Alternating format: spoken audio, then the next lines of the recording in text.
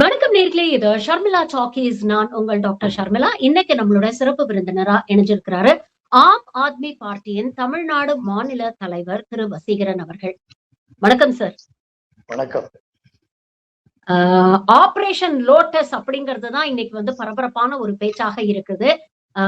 டெல்லியில ஆம் ஆத்மி பார்ட்டியுடைய 7 ராஜ்யசபா எம்பிக்கள் என் மாசா இன்னைக்கு நேரடியாக பிஜேபியில போய் நாங்க மர்ஜ் ஆகிறோம் அப்படின்னு சொல்லி ஒரு பிரஸ் மீட் கொடுத்துட்டு நேத்து கிளம்பி போயிட்டாங்க அப்படிங்கறத பாக்குறோம். ஒரு பக்கம் என்ன சொல்லப்படுதுன்னா, ஒரு 2 வருஷமாவே இந்த பிரச்சனை புகஞ்சுகிட்டு தான் இருந்திருக்கு அப்படிங்கிற ஒரு விஷயம் சொல்லப்படுது. ஆனா அதிரடியாக இப்படி நடந்திருக்கிறதுக்கு பாஜகவுடைய அழுத்தம் தான் காரணம் அப்படின்னு இன்னொரு வருஷம் சொல்றாங்க. எது உண்மை? உட்கட்சி பிரச்சனையா, இல்ல பாஜகவுடைய அழுத்தமா, இல்ல இரண்டும் காரணம்? ராகவ் சடா மற்றும் சந்தீப் பதக் மற்றும் ஒரு 7 பேரு 3 பேர் முதல்ல இணைஞ்சதாகவும் மீதி பேர் இணைய போறதாகவும் தகவல் வந்திருக்கு. இதே ராகவ் சடா தான் பிஜேபியை குண்டா பார்ட்டின்னு, ஒரு மோசமான கட்சி குண்டா பார்ட்டின்னு. ஆக அந்த குண்டாஸ் அவர்கிட்ட தான் அது சரியா இருக்கு போடுறது. அந்த குண்டாஸ் மூலமா தான் இன்னைக்கு குண்டாஸுக்கு பயந்து தான் பிஜேபி குண்டாஸ்னு உலகத்துக்கே தெரியும் என்ன. அதனால இந்த குண்டா பார்ட்டிக்கு இன்னைக்கு அவங்க தயாராயிருக்கிறாங்க, அவருடைய மிரட்டலுக்கு உருட்டலுக்கு எல்லாம். ஏன்னு கேட்டா, இந்த இவர்களை எல்லாம் அறிமுகப்படுத்தியதே அரவிந்த் கெஜ்ரிவால் தான். ஏன்னா எங்களுக்கு காங்கிரஸ் போல சுதந்திர போராட்டம், பல தலைவர்கள், பல வழிகாட்டுதல்லாம் எங்களுக்கு கிடையாது. அதே மாதிரி பிஜேபி போல RSS போல 100 வருஷத்து பாரம்பரியம்லாம் எங்களுக்கு கிடையாது. இப்ப திராவிட முன்னேற்ற கழகம், திராவிடங்கள், இவங்களுக்கு எல்லாம் நிறைய வழிகாட்டுதல்கள் நிறைய இருக்கு. எங்களுக்கெல்லாம் ஒரே வழிகாட்டுதல் அரவிந்த் கெஜ்ரிவால் தான். அரவிந்த் கெஜ்ரிவாலுடைய ஊழல் ஒழிப்பு, நேர்மையான ஆட்சியா நடத்துறது, மக்களுக்கு தூய்மையான ஆட்சி, கல்வி, சுகாதாரம் போன்ற அடிப்படை தேவைகளை மக்களுக்கு கொடுக்கணும் இப்படிங்கிற ஒரு உயரிய நோக்கத்துலதான் அவர் முதல் வருடம் கட்சி ஆரம்பித்து மறு வருடமே இந்திய வரலாற்றிலே ஆட்சி அமைத்து காட்டிய ஒரு மாபெரும் பெருமைக்கு உரியது. அதே நேரத்துல 10 வருடத்துல ஒரு மாநில கட்சியா இருந்ததை தேசிய கட்சி அளவுக்கு அந்தஸ்தை உயர்த்தி காட்டுறது அவர்தான். அதனால இதுல நிறைய பேர் பயன்பெற்று இருக்கிறாங்க. அதாவது நிறைய படிச்சவங்களெல்லாம் ரொம்ப படிச்சிருக்கிறாங்க, IIT பண்ணிருக்கிறாங்க, IITல பேராசிரியர் இருக்கிறாங்க, பெரிய ஆடிட்டர்ஸ்.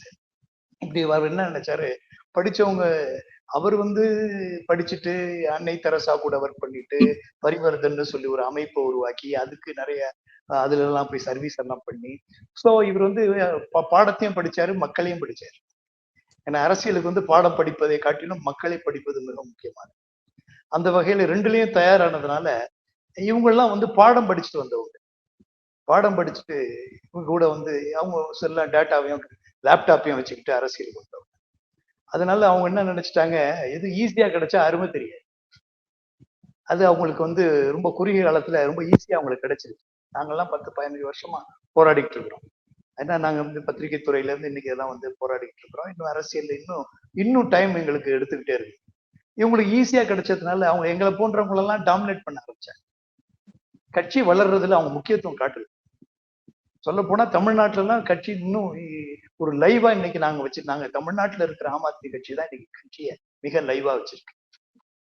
ஆனா எங்களால பெரிய அளவுல வளர்க்க முடியாத காரணம் இவர்களை போன்றவர்களா. இதே சந்தீப் நீங்க 2 விஷயங்கள் சொன்னீங்க இல்லையா சார்? ஒண்ணு எங்களுக்கு திமுக, அதிமுக மாதிரி பெரிய பாரம்பரிய ஒரு கட்சி கிடையாது.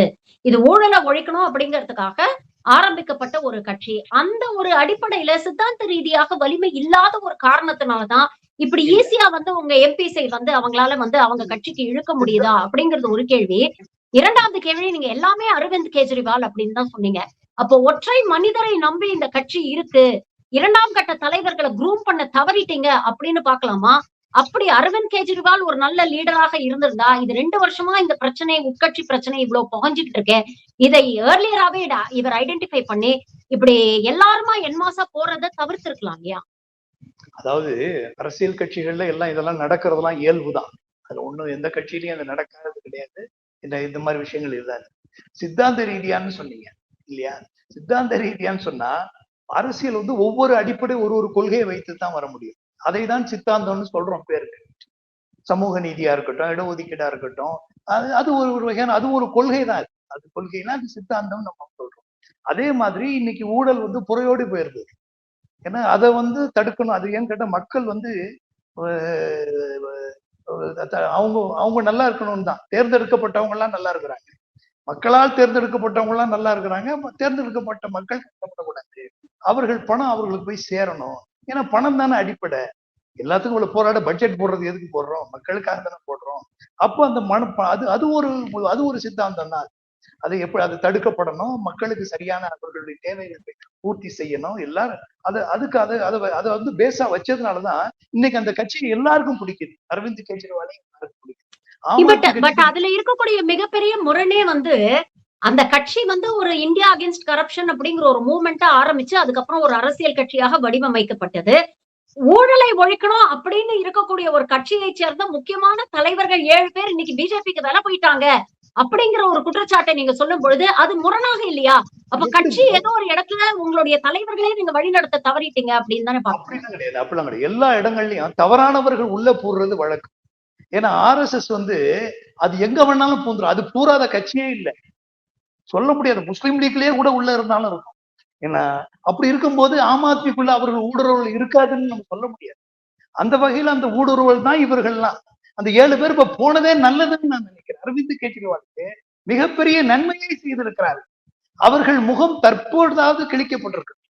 இவர்கள் தான் இந்த முகத்தை கொண்ட RSS உடைய பின்பலத்துல தான் இவ்வளவு காலம் இங்க ஒர்க் பண்ணிட்டு இருந்திருக்காங்க. அதனால்தான் தொடர்ந்து இவர்கள் பிரச்சனைகள் இருக்கிறாரு. இன்னைக்கு அரவிந்த் கெஜ்ரிவால் உள்ள போறதுக்கு பல காரணங்களுக்கெல்லாம் இவர்கள் உள்ளிருந்தே காரணமாக இருந்திருக்காங்க அப்படிங்கிறது நமக்கு நல்லா தெரியுது. ஆக இவர்கள் வந்து அதனால வந்து இப்ப ஆம் ஆத்மி வருத்தப்படவே இல்லை. ஆம் ஆத்மி வந்து இது வந்து ஷாக்கிங் இதெல்லாம் கொடுக்கறது, இந்த நியூஸ் எல்லாம் சும்மா இது ஒரு ஷாக்கிங் எப்படி இருக்க முடியும்? எந்த கட்சியில மாற்றம் நடக்கல, எந்த கட்சியில இந்த மாதிரி இது நடக்கல. ஏன் ஆனா திமுக பிரஸ் மீட்ல ராகவ் சட்டா பேசும்பொழுது மிக முக்கியமான ஒரு குற்றச்சாட்டை வச்சுட்டு போயிருக்கிறாரு. I am the right man in the wrong party. இது என்ன நோக்கத்துக்காக ஊழல் ஒழிக்கணும் அப்படிங்கிற நோக்கத்துக்காக ஆரம்பிக்கப்பட்டதோ, ஆனா அதோடைய தலைவர்கள்லாம் அந்த ஊழலை ஒழிக்காம அதுக்கு நேர் எதிராக தான் செயல்பட்டு இருக்காங்க அப்படிங்கிற ஒரு குற்றச்சாட்டை வச்சுட்டு அவர் வெளியே போயிருக்கிறாரு. இது அவர் கட்சியுடைய இமேஜையும் அரவிந்த் கெஜ்ரிவாலுடைய இமேஜையும் பாதிக்காதா? அரவிந்த் கெஜ்ரிவால ஊழலை ஒழிக்கணும்னு வந்த கட்சி ஊழலே 100 கோடி ரூபாய் போட்டு அவர் மேல வழக்க போட்டு உள்ள 6 மாசம் உள்ள வச்சு வெளியில வந்து நீதிமன்றமே ஆதாரமே இல்லைன்னு நிரூபிச்சிருக்கு. அதனால அரவிந்த் கெஜ்ரிவால் மேல அவர் கரைபடாத கரம்ங்கிறத நம்ம சொல்லல, நீதிமன்றமே சொல்லி இருக்குது. இவர்கள் எவ்வளவுதான் இன்னும் போனாலும் இவர்களிடம் ஆதாரம் இல்லை என்பது தெளிவாக இருக்கு. அதனால ராகவ் சட்டா வெளியே போறதுக்கு ஏதாவது சொல்லணும்ல, வெளியே போனா ஏதாவது சொல்லி ஆகணும்ல. ஆக செய்யறது மிகப்பெரிய தப்பு. நீ வந்து இங்க இருந்துகிட்டு நீ எவ்வளவு ஊழலுக்கு எதிராக பேசுன, நீ எவ்வளவு பண்ணல. இன்னைக்கு உனக்கு வந்து நீ வந்து அவர் அரவிந்த் கெஜ்ரிவால் கைது சட்டமே பயந்து ஓடின ஆளு, லண்டனுக்கு ஓடி போய் ஒளிஞ்ச ஆள், எங்க பண்ணிடுவாங்களோன்னு. அதனால அவர் தொடர்ந்து அந்த பயத்தின் காரணத்தால தான் தொடர்ந்து பிஜேபியினுடைய அந்த பின்னணி அவர்களுக்கு ஆதரவு இருந்துகிட்டே இருக்கு. ஆக ஆம் ஆத்மியை ஒழிக்க வேண்டும் என்பதுதான் ராகவ் சட்டாவினுடைய அடிப்படை நோக்கமே அதுதான். ஆம் ஆத்மி ஒழிக்க ராகவ் சட்டா மோசமானவர் அப்படிங்கறது அரவிந்த் கெஜ்ரிவாலுக்கு தெரிஞ்சிருக்கு அப்படின்றத உங்க பேஸ்ல இருந்து என்னால இன்ஃபர் பண்ண முடியுது. அப்படி தெரிஞ்சு கிட்டத்தட்ட ஒரு 10 நாள் முன்னால அவரை பதவியை விட்டு மாத்தி அசோக் மிட்டல கொண்டு வந்து உட்கார வச்சீங்க. இன்னைக்கு அவரும் சேர்ந்து தானே போயிருக்கிறாரு. இதையும் ஒரு விமர்சனமாக வந்து கட்சிகள் வைக்கிறாங்க, மற்ற கட்சிகள். இப்ப வந்து எங்களுக்கும் ஒரு பெரிய பாடம். அரவிந்த் கெஜ்ரிவால் அவர்களே இன்னும் உணர்ந்திருப்பாரு. இப்பெல்லாம் நம்ம வந்து யாருதான் நம்புறதுன்னு தெரியலங்கிற அளவுக்கு தான் இன்னைக்கு போயிருக்கு. ஏன்னா அந்த அளவுக்கு RSS ஊடுருவல் அந்த அளவுக்கு உள்ள இருந்திருக்கு. அதனால வந்து இல்ல, செல்வந்தர்களுக்கு பார்ட்டி ஃபண்டிங் வரணும், தேர்தல் கண்டெஸ்ட் பண்றதுக்காக ஃபண்ட்ஸ் வரணும், குஜராத் தேர்தல் கண்டெஸ்ட் பண்ணணும், கோவா தேர்தல் கண்டெஸ்ட் பண்ணணும் அப்படிங்கறதுனால மிட்டல் போன்ற ஆட்களை நீங்க உள்ள கொண்டு வந்து ராஜ்யசபா சீட் கொடுத்தீங்கன்னா அவங்க ஒரு பியூர் பிசினஸ் ஆஸ்பெக்ட்ல இதை விட பெட்டர் டீல் எனக்கு எங்க கிடைக்குதோ நான் அங்க போறேன் அப்படின்னு கிளம்பி போயிருக்காங்க அப்படிங்கிற ஒரு விமர்சனம் வருது. இல்ல அப்படின்னு நம்ம அதுதான் காரணங்கிறத நம்ம சொல்ல முடியும். ஏன்னு கேட்டா அவர்கள் எல்லாம் கட்சியை வந்து வளர்வதற்கு எல்லாம் காரணமாக ஒரு கட்டத்துல இருந்திருக்கிறாங்க. இல்ல, ஒரு வாரம் முன்னாலதான் அவர் வீட்டுல அவர் ஃபேக்டரியில எல்லாம் இடி ரெய்டு நடந்தது அப்படின்னு. இடி ரெய்டு அது ஒரு கேவலமான ஒண்ணு. அது வந்து இடிங்கிறதே என்ன அர்த்தம்? அவங்க வந்து யார் இடினா யாருன்னு உலகத்துக்கே தெரியும். அவர்கள் தேவைப்பட்டால் யார் வீட்டுக்கும் வருவாங்க.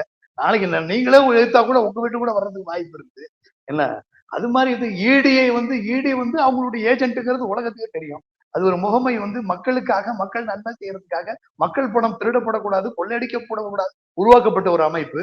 அது பிஜேபியினுடைய எடுபடிங்கிறது அது தெரியும். அதனால அது ஒரு ஆச்சரியமான விஷயம் இல்ல. அதை வச்சு கூட மிரட்டிருக்கலாம். இந்த மிரட்டுறது வேலையில சொல்றீங்க இல்லையா, அது மிரட்டி இருக்கலாம். இப்ப மிரட்டலுக்கு பயந்து கூட அவர்கள் செய்திருக்கலாம். என்ன, அதனால நான் இது வந்து பல இது போயிட்டாங்கிறதுனால ஆம் ஆத்மி போயிருச்சு அப்படின்னு அர்த்தம் இல்லை. ஆம் ஆத்மியை போல ஒரு வளர்ச்சி எந்த கட்சிக்கும் இருந்திருக்க முடியாது. அது இன்னும் வளர்ச்சி எந்த அளவுக்கு விரைவாக இருந்ததோ வீழ்ச்சியும் அதே அளவுக்கு விரைவாக நடக்குதோ ஒண்ணுமே அப்படிங்கிற ஒரு இல்லைங்கிற அச்சம் வருது வீழ்ச்சி சார். எப்படி இருக்கும்? இல்ல நான் எதுக்கு சொல்றேன், இந்த இந்த விஷயத்தை ஏன் சொல்றேன்னா, நீங்க சொன்ன மாதிரி குறுகிய காலத்துல ஒரு நேஷனல் பார்ட்டியா வளர்ந்து கோவால கண்டெஸ்ட் பண்றீங்க, குஜராத்ல கண்டெஸ்ட் பண்றீங்க, பஞ்சாப்ல ஆட்சியை பிடிக்கிறீங்க, டெல்லியிலயும் பஞ்சாப்லயும் நீங்க ஆட்சியில இருக்கீங்க. திடீர்னு பார்த்தா 2024 தேர்தல்ல டோட்டலா டெல்லியில இருந்து உங்களை வாஷ் அவுட் பண்ணிட்டாங்க. இப்போ இந்த நடவடிக்கை கூட இந்த ராஜ்யசபா எம்பிக்கள் வந்து பாஜக பக்கம் போனது கூட பஞ்சாப் தேர்தல்ல உங்களை வீக்கன் பண்ணணும் அப்படிங்கிறதுக்கான முயற்சி அப்படின்னு சொல்றாங்க. வட இந்திய ஊடகங்கள் பாத்தீங்கன்னா ராகவ் சட்டா கீழே தான் பெரும்பாலான பஞ்சாப் எம்பிக்கள் இருக்காங்கன்னு சொல்றாங்க. இந்த 7 எம்பிக்களுமே பஞ்சாபை சேர்ந்தவர்கள் தான். சோ பஞ்சாப் தான் இப்ப டார்கெட்டா? டெல்லியில இருந்து ஆம் ஆத்மியை ஒழிச்சாச்சு, பஞ்சாப்ல இருந்து ஒழிச்சு கட்டணும் அப்படிங்கறதா இப்ப பிஜேபியோட டார்கெட்டா? இப்ப நீங்க உங்க வாயாலே சொன்னீங்க, டெல்லியில தோற்கடிச்சிட்டாங்கிற மாதிரி ஒரு வார்த்தையை சொன்னீங்க. இதுதான் நடந்த உண்மை. டெல்லி மக்கள் வந்து எங்களை தோற்கடிக்கல. டெல்லியில வந்து அரவிந்த் கெஜ்ரிவால் அவர்கள் போட்டியிட்ட தொகுதியிலேயே கிட்டத்தட்ட 39,000 வாக்குகள் நீக்கப்பட்டிருக்கு. தொடர்ந்து இதே மாதிரி பல விஷயங்கள் அவர்கள் செய்து டெல்லியில வந்து அவங்க தோற்கடிக்கப்பட்டதுதான். அதே மாதிரி இப்ப பஞ்சாப் எடுத்துக்கிட்டா பஞ்சாப் மிகப்பெரிய வெற்றியை நோக்கி நல்ல சிறப்பா போயிட்டு இருந்தது. ஆனால் இந்த ராகவ் சடா போன்றவர் அவர் வந்து பஞ்சாப் இல்லைன்னா இவங்க ஏழு பஞ்சாபினுடைய எம்பி தான். அவங்க டெல்லியில இருக்கிறவங்களுக்கு சரி நல்ல பஞ்சாபுக்காக போராடுவாங்க, பஞ்சாபுக்காக பாராளுமன்றத்துல பேசுவாங்கன்னு சொல்லிதான் அவங்க அனுப்புனது. பஞ்சாப் மக்கள் வந்து இந்த சட்டமன்றத்துல உள்ள எம்எல்ஏக்கள் ஓட்டு போட்டுதானே இவங்க வந்தாங்க. அப்ப இந்த பஞ்சாபுக்கு பொறுப்பு இவங்களுக்கு இருக்கா இல்லையா? இவங்க வந்து பஞ்சாபுக்கு தேவையானது இவர்கள் பேசுறதே கிடையாது. ஏன்னு கேட்டா இவர்கள் வந்து பிஜேபியினுடைய அடிமைங்கிறத இப்ப இல்ல ப்ரூவ் பண்ணிக்கிட்டே வர்றாங்க. பல தடவை இது வந்து அவர்களுக்கு பேசுங்க, ஜிஎஸ்டி பல பிரச்சனைகள் வந்திருக்குது அப்படிங்கறத பல தடவை சொல்லியிருக்கிறாங்க. அதாவது வெள்ளம், மிகப்பெரிய வெள்ளம் வந்துச்சு கடந்த வருஷம். கிட்டத்தட்ட 1600 கோடி ரூபாய் ஒதுக்கப்பட்டுச்சு. அப்போ வந்து அந்த பணங்கள் இன்னும் முழுசா வந்து சேரல. இதுக்காக பேசுங்கன்னா பேசல. ஆக இவர்கள் வந்து இப்ப ராகவ் சடாவோட நிலைமை என்னன்னா, நல்ல ஒரு நடிகையை கல்யாணம் பண்ணிட்டார். என்ன, இப்ப அவரு பழைய நிலைமையில இல்ல. இப்போ அவர் இப்போ ரொம்ப சந்தோஷமா இருக்கிறாரு. அவருக்கு தேவைகள் அதிகமாயிருச்சு. இப்போ என்ன தேவைகள், சுகம், சந்தோஷம். இப்ப வந்து அவர் என்ன நோக்கத்துக்காக ஆரம்பத்துல வந்தாரோ நமக்கு தெரியாது. இப்போ அவர் சமீப காலமா பல பணத்தின் பின்னையும் மற்றதுலயும் அவர் வந்து சொகுசை தேடக்கூடிய ஒரு கட்டாயத்துல இருக்கிறார். ஆகையினால இதுதான் அது ஒரு முக்கிய காரணமாகத்தான் நான் பார்க்கிறேன். அடுத்தது நல்லா கவனிக்கணும் நீங்க. இப்ப இந்த பிரச்சனைகள் இவ்வளவு காலமா ஓடிக்கிட்டு இருந்தாலும் இன்னைக்கு இமீடியட்டா வந்து இந்த 2 நாள் சேர வேண்டிய எலெக்ஷன் சேர வேண்டிய அவசியம் இல்லை. இதுதான் இந்த டைமிங் ரொம்ப முக்கியம். ஏன்னா அரவிந்த் கெஜ்ரிவால் தமிழ்நாட்டுக்கு வருவாருன்னு யாருக்கும் தெரியாது. என்ன, அப்படி ஒரு சூழல் ஏற்பட்டு அவர் தமிழ்நாட்டுக்கு வந்து திராவிட முன்னேற்ற கழகத்துக்கு ஆதரவா பிரச்சாரம் பண்றாரு. இது வந்து அவங்க எதிர்பார்க்காதது. அரவிந்த் கெஜ்ரிவால் வந்து ஒரு கூடுதலான ஒரு ஒரு பிளஸ் வந்து இன்னைக்கு திமுகவுக்கு ஏற்பட்டிருக்கு அவருடைய பிரச்சாரம். அப்போ அதோட அவர் இருந்திருந்தா பரவாயில்ல, சும்மா இல்ல, வெஸ்ட் பெங்காலுக்கும் போறேன்னு டேட்டு கொடுத்துட்டாரு. இந்த நேரத்தில் ஏன்னா பிஜேபிக்கு வழக்கம் என்னன்னா தலைவர்களுடைய இமேஜை டேமேஜ் பண்ணுவாங்க, வழக்க போடுவாங்க, 100 கோடி ரூபாய் வாங்கிட்டா இருப்பாங்க. ஆனா இது வரைக்கும் நிரூபிக்கப்பட்டது இல்ல. நிரூபிக்கப்பட்ட அக்யூஸ் தானே, அக்யூஸா வச்சு அவங்க வந்து டோட்டலா காலி. எதிர இந்தியா கூட்டணி கட்சிகளுக்காக அவர் பிரச்சாரம் பண்றது பிஜேபியை அச்சுறுத்தி இருக்கு அப்படின்னு நீங்க சொல்றீங்க. இன்னொரு பக்கம் பஞ்சாப்ல இருக்கக்கூடிய ஆம் ஆத்மி கட்சி மீது ஏகப்பட்ட விமர்சனங்கள் இருக்கு. வேளாண் சார்ந்த பிரச்சனைகள், விவசாயிகள் பிரச்சனைகளுக்கு வந்து எந்த பெரிய நடவடிக்கையும் நீங்க எடுக்கல அப்படிங்கிற குற்றச்சாட்டு இருக்கு. லா அண்ட் ஆர்டர் சிச்சுவேஷன் ரொம்ப மோசமா இருக்கு, ட்ரக்ஸ் அதிகமா இருக்குங்கிறாங்க. இந்தியாவிலே அதிகம் கடன் வாங்கிய மாநிலமாக பஞ்சாப் இருக்கு அப்படின்னு பகவந்த் மான் மேல ஏகப்பட்ட விமர்சனங்கள் இருக்கு, குற்றச்சாட்டுகள் இருக்கு. இதெல்லாம் வந்து மக்கள் கிட்ட இப்படிப்பட்ட உங்க கட்சியில இருக்கக்கூடிய 2ஆம் கட்ட தலைவர்களே இப்படி வந்து மக்களை வந்து விட்டுட்டு அந்த பக்கம் போகும் பொழுது மக்களுக்கு எப்படி நம்பிக்கை வரும்? உங்களுக்கு ஓட்டு போடணும் அப்படின்னு மீண்டும் ஒரு மாநில தேர்தல்ல மக்களுக்கு எப்படி ஆம் ஆத்மி மேல நம்பிக்கை வரும்? நீங்க வந்து இரண்டாம் கட்ட தலைவர்கள் இந்த 7 பேரையும் யாருக்கும் தெரியாது. 7 பேர்ல sir Rajya Sabha MP sir Raghav சட்டாவும் சரி, சஞ்சீவ் பாட்டக்கும் சரி, 2 பேரும் ஆரம்பிச்ச காலத்துல இருந்தே ஆம் ஆத்மி இருக்காங்க கட்சியில. இருக்கிறாங்க. மணிஷ் சிசோடியா தெரிஞ்ச அளவுக்கு யாருக்கும் தெரியாது. சஞ்சய் சிங்க தெரிஞ்ச அளவுக்கு இவங்களெல்லாம் யாருக்கும் தெரியாது. அது போல பாப்புலரான மிகப்பெரிய லீடர்ஸ் எல்லாம் இருக்கிறாங்க. அதுல ஏராளமான பேர் இருக்காங்க. இவங்க கிட்ட ஏன்னா இவங்க கிட்ட எம்பிங்கிற ஒரு பவர் இருக்கே தவிர இவங்க அதை யூஸ் பண்ண ஆட்களே கிடையாது. பெரிய அளவுல யூஸ் பண்ணதோ அந்த கிடைச்ச நேரங்கள்ல வந்து அந்த பஞ்சாபுக்காக இவங்க பேச. ஆக இது மாதிரி நிறைய பிரச்சனைகள் இருக்கு. நீங்க இவர்கள் போனதுனால இரண்டாம் கட்ட தலைவர்கள் இவரு இரண்டாம் கட்டத்துல உண்மையிலேயே இரண்டாம் கட்ட தலைவர்கள் தான். புரியுதா? இவர்கள் வந்து சரியான தலைவர்களாக இருந்திருந்தா இவர்கள் நிலைத்திருப்பார். இவர்கள் சரி. அரவிந்த் கெஜ்ரிவால் தானே நமக்கு குரு, அவர் தானே நமக்கு இன்ட்ரோடியூஸ் பண்ணாரு, அவரால் தான் நம்ம இருக்கிறோம். இப்படிப்பட்ட பவர்ஸ் வந்து இந்திய வரலாறுலே இல்லையே அப்படிங்கிறது இல்லாம இவர்கள் சங்கிகளாக மாறி போயிருக்கிறார். இவர் சங்கிகளாக செயல்பட்டு கொண்டிருக்கிறார் என்பதுதான் உண்மை. பஞ்சாப் மக்கள் சொன்னீங்க, எந்த மாநிலத்திலையும் ஒரு கட்சி ஆட்சிக்கு வந்தா ஆன்டி இன்கம்பன்சி உருவாகிறது இயற்கை. அது இருக்கத்தான் செய்யும். தமிழ்நாட்டுக்கு இல்லையா? தமிழ்நாட்டுக்கு சொல்லலையா? 1000 தான் எவ்வளவு நல்லதுகளை இன்னைக்கு மு க ஸ்டாலின் அவர்கள் செய்திருக்காங்க. எவ்வளவு திட்டங்கள்லாம் சாதாரண திட்டங்கள்லாம் இல்லை. இன்னைக்கு கல்வியை பொறுத்த அளவுக்கு எப்படி எந்த அளவுக்கு நான் அவரை ஒரு ஈகோ இல்லாத முதல்வர்னு நான் சொல்ல முடியல. ஏன்னா அவர் டெல்லியில போய் பார்த்துட்டு வந்தாருன்னா அரவிந்த் கெஜ்ரிவால் எப்படிப்பட்ட ஆட்சி அதை பார்த்துட்டு வந்து இங்க செயலாக்கம் பண்ணி அந்த முதலமைச்சரை இங்க அழைச்சி, பஞ்சாப் முதலமைச்சர் அழைச்சி பல திட்டங்கள் எல்லாம் உருவாக்கி காட்டியிருக்கிறாரு. அப்படிங்கிறப்ப இங்க உள்ள திட்டங்களை கூட அங்கேயும் போய் செயல்படுத்த ஆரம்பிச்சிருக்கிறாங்க. ஆக ட்ரக்கை பத்தி சொன்னீங்க. ட்ரக் எல்லாம் வந்து காங்கிரஸ் ஏற்கனவே மோசமான ஒரு அதை வந்து படிப்படியா குறைச்சி அதுக்காக போராடி அதுக்கான திட்டங்கள் எல்லாம் உருவாக்கி அங்க இன்னைக்கும் அதை பத்தி அது உங்களுக்கு குறைவு பண்ணிக்கிட்டு தான் இருக்கிறாங்க. ஒரு திடீர்னு இவங்க வந்துட்டாங்க, இவங்களால பகவத் மானாலதான் வந்துச்சு அப்படின்லாம் நீங்க எடுக்க முடியாது. ஆக எல்லாத்துக்குமே அங்க விவசாயம் ஒரு முக்கியமான ஸ்டேட். விவசாயம் முக்கியம். அங்கேயும் அதற்கான முயற்சிகள் எடுத்து. ஆக அதாவது நான் வந்து கண்மூடித்தனமா எது கிழக்கு ஆதரிக்க எங்க கட்சி அவங்க தனக்கு சரியா இருந்தாதான் சரின்னு சொல்ல முடியும். ஆக அந்த மாதிரி அவங்களுக்கு இன்னைக்கு பகவத் மாநிலத்தில் பிஜேபிங்கிற ஒரு கட்சி இருக்குத, இதை வந்து அவங்க என்னென்னலாம் சொல்லி டேமேஜ் பண்ணலாமோ அதை செஞ்சிருக்கிறாங்க. அதுக்கு இந்த கூட்டம் அதுல எனக்கே தெரிந்து அது பிரபலமான எம்பிஸ்ன்னு ஒண்ணு தெரியும். எனக்கு ராகவ் சடா, சந்தீப் பத்தக்க தவிர, அவர் கிரிக்கெட் பிளேயர் இவரை தவிர வேற யாரும் இல்லை. எல்லாருமே வந்து பெரிய அளவுல பேசுனதும் கிடையாது, பெரிய அளவுல செயலாற்றுறதும் கிடையாது. உண்மையா சொல்ல போனா இன்னைக்கு கட்சிக்காக உழைச்சு கொண்டு இருக்கிற மிகப்பெரிய எம்பிசி யாருன்னா சஞ்சய் சிங் தான். என்ன அதே போல மணிஷ் சிசோடியா போன்றவர்கள் இவங்கதான் வந்து ரொம்ப ஹார்ட் ஒர்க் பண்ணி இன்னைக்கு டெல்லியில வந்து இந்த ஸ்கூல்ஸ் இதெல்லாமே உருவாக்குனது இவங்கதான். சத்யேந்திர ஜெயின் அவரை பாருங்க, அவர் இமேஜை டேமேஜ் பண்ணி வருஷ கணக்குல அவரை மட்டும் உள்ள போட்டு அவருக்கும் ஒண்ணு இல்லைன்னு கிளியரிச்சுட்டு அவருக்கு வந்துச்சு. ஆக இதுல இருந்து தெளிவா தெரியுது, இது திட்டமிட்ட பிஜேபியினுடைய செயல். அது தற்போது அறிவிச்சிருக்கிறது தமிழ்நாட்டுக்கு வந்து திரு மு க ஸ்டாலின் அவர்களுக்கு பிரச்சாரம் செஞ்சது காரணத்தாலையும் வெஸ்ட் பெங்காலுக்கு போய் அங்க போய் பிரச்சாரம் பண்ண போறேன்னு சொன்ன காரணத்தாலும் தான் நேற்று இது வெளியிடப்பட்டு. அவங்க இல்லைன்னா இது முன்னாடியே தெரிஞ்சிருந்தா தமிழ்நாட்டு தேர்தல் பிரச்சாரம் வர்றதுக்கு முன்னாடியே தெரிஞ்சிருப்பாங்க. ஆக இது வந்து ஏற்கனவே 2020 மத்திய பிரதேஷ்ல காங்கிரஸ் ஆட்சியை கலைச்சா மாதிரி 2022 மகாராஷ்டிரால ஏக்நாத் ஷிண்டே வச்சு என்சிபியை உடைச்சு உத்தவ் தாக்கரேயுடைய ஆட்சியை கலைச்சா மாதிரி பஞ்சாப்ல பகவந்த் மானுடைய ஆட்சியையும் கலைக்க முயற்சி பண்றாங்க அப்படின்னு தீவிரமா வட இந்திய ஊடகங்கள் பேசிட்டு இருக்கிறாங்க. அதற்கான சாத்தியக்கூறுகள் என்ன இருக்கு? இப்ப இவங்க மாசா இப்படி வந்து பிஜேபியில போய் மர்ஜ் ஆயிட்டாங்களே, இவர்களுடைய அந்த மாநிலங்களவை எம்பி பதவி வந்து பறிக்கப்படுமா? இல்ல அப்படியே அவங்க 2/3 மேல போய் சேர்ந்ததுனால ஆன்டி டிஃபெக்ஷன் லா கீழே இது வந்து அக்செப்ட் பண்ணிப்பாங்க அப்படின்னு நினைக்கிறீங்க? இல்ல இப்போ என்னன்னு கேட்டா இந்த மாதிரி விஷயத்த வந்து பாராளுமன்றம் நினைத்தால் தடுக்கலாம்.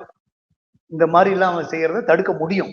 ஏன்னா இப்ப சஞ்சய் சிங் அவர்கள் வந்து பார்லிமெண்ட்ல இதுக்கான முயற்சியை அதுக்கான கடிதங்கள்லாம் கொடுக்க முயற்சி பண்ணிட்டு இருக்கிறாரு. கண்டிப்பாக அவர்கள் பதவிகள் பறிப்பு செய்யப்பட வேண்டும் என்பதுல முயற்சி எடுத்துட்டு இருக்கிறாரு. இருந்தாலும் இவர்களுடைய பிஜேபி தெரியும் நமக்கு. ஏன்னா இப்ப பிஜேபி தான் அவங்க சாதகமா இருக்குது. அதனால வந்து அதை அவ்வளவு சிபி ராதாகிருஷ்ணன் தான் அங்க இருக்கிறாரு. அவரெல்லாம் வந்து என்ன எப்படி இருப்பாருன்னு தெரியும். அவர் அடிப்படையான ஒரு RSS மனிதர் அவரு. அவங்க எல்லாம் என்னன்னு கேட்டா அந்த இதுக்கு வாய்ப்பை தருவதற்கான வாய்ப்பு மிக குறைவு. ஆனா நியாயத்தின் அடிப்படை பாத்தீங்கன்னு சொன்னா இவர்களே ஏன்னு கேட்டா பஞ்சாப் மக்கள் இவர்களை நம்பி இவர்கள் வந்து எங்களுக்காக உழைப்பார்கள், இவர் RSS காரர்களாக இருக்க மாட்டார்கள் அப்படிங்கறத நம்பிக்கையின் அடிப்படையில் தான் அவர்கள் வந்து MP ஆக்கியிருக்காங்க.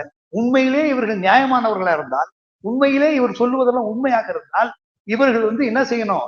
இந்த பதவிகளை ராஜினாமா செய்யணும். நீ யோக்கியமான ஆளா, ராகவ் சடா நீ யோக்கியமான ஆளா இருந்தா, சந்தீப் பதக் நீ யோக்கியமான ஆளா இருந்தா, நீ அந்த பதவியில நீ நீடிக்க கூடாது. நீடிக்காமல் இருந்து காட்டணும். இருந்து நீ சொன்னது, நீ ஆம் ஆத்மி கொடுத்த பதவியில, பஞ்சாப் மக்கள் கொடுத்த பதவியில நீ ஏறி உட்கார்ந்துக்கிட்டு நீ RSS பிஜேபிக்கு ஓட்டு போட்டாங்க, பிஜேபியை நம்பி ஓட்டு போட்டாங்க. நீ உண்மையிலே இவர்கள் உண்மையிலேயே சுயநலவாதிகள், தனக்காக செய்திருக்கிறார்கள், கட்சிக்காக இல்ல, வேண்டுமென்று பொய்யை புனைகிறார்கள். இவர் நியாயமானவர்களாக இருந்தால் ராஜினாமா செய்துட்டு பேசட்டும். மெல்ல மெல்ல அரவிந்த் கெஜ்ரிவால தனிமைப்படுத்துறாங்களோ, அவரை சுத்தி இருக்கக்கூடிய முக்கியமான தலைவர்கள்லாம் டார்கெட் பண்ணி தூக்குறாங்க அப்படிங்கிற ஒரு விமர்சனம் இருக்கு. ஆம் ஆத்மி பார்ட்டி அரவிந்த் கெஜ்ரிவாலுடைய அடுத்த கட்ட நடவடிக்கை என்னவாக இருக்க போகுது? இது ஒண்ணுமே இல்லை. இது எங்களை எந்த விதத்திலும் பாதிக்காது. இவர்கள் போக வேண்டும் என்பது, இவர்களை நாங்க தள்ளாம தானா போயிருக்கிறாங்க, அவ்வளவுதான். இன்னும் கொஞ்ச நாள் இருந்திருந்தாங்கன்னா தூக்கி எறியப்பட்டிருப்பார்கள். இந்த 7 பேரும் தூக்கி எறியப்பட்டிருப்பார்கள். சங்கிகள் வெளியேற்றப்பட்டிருப்பார்கள். இது என்னன்னு கேட்டா எங்களுக்கு வசதியா போச்சு இவர்கள் போனது. தலைவர்கள் இல்லாத கட்சி இல்லை ஆம் ஆத்மி கட்சி. நல்ல தலைவர்கள், நேர்மையான தலைவர்கள், நியாயமான தலைவர்கள், இந்த அளவுக்கு கட்சியை இந்திய வரலாறுலேயே இப்படி கொண்டு வந்த, உயர்த்தி தூக்கி நிறுத்திய தலைவருக்கு அரவிந்த் கெஜ்ரிவால் பக்கம் இருக்கிறோம். அதனால கண்டிப்பாக ஆம் ஆத்மி கட்சி இந்தியாவில் ஒரு மாற்று கட்சியாக, ஏன்னா இன்னைக்கு நேஷனல் லெவல்ல ஒரு சரியான எதிர்கட்சி இல்ல. இந்தியா கூட்டணியில நாங்களும் சேர்ந்த காரணத்தால்தான் ராகுல் காந்திய எதிர்கட்சி தலைவர் ஆக முடிஞ்சு, இல்லைன்னா அது கூட கிடைச்சிருக்காரு.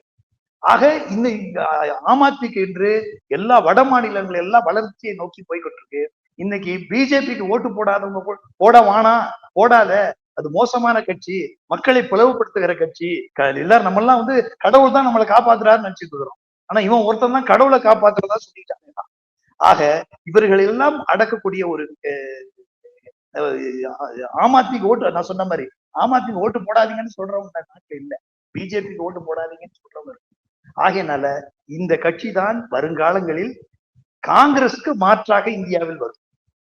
அதாவது பிஜேபிக்கு மாற்றாக எதிர்கட்சியாக இல்ல, ஆளுங்கட்சியாக கூட. இது வந்து இந்த நல்ல தொடக்கமாக இவர்கள் வெளியே சென்றது, இந்த RSS சங்கி கூட்டம் வெளியே போனது, நாளை இந்தியாவில் அரவிந்த் கெஜ்ரிவாலை பிரதமராக்குவதற்கான ஒரு வழிவகை ஏற்பட்டிருக்கிறது என்பது. பொறுத்திருந்து பார்ப்போம் இன்னும் அடுத்தடுத்த கட்டங்கள்ல என்ன நடக்குதுன்னு. உங்கள் நேரத்துக்கும் கருத்துக்களுக்கும் மிக்க நன்றி sir. Thank you very much for joining. நன்றி.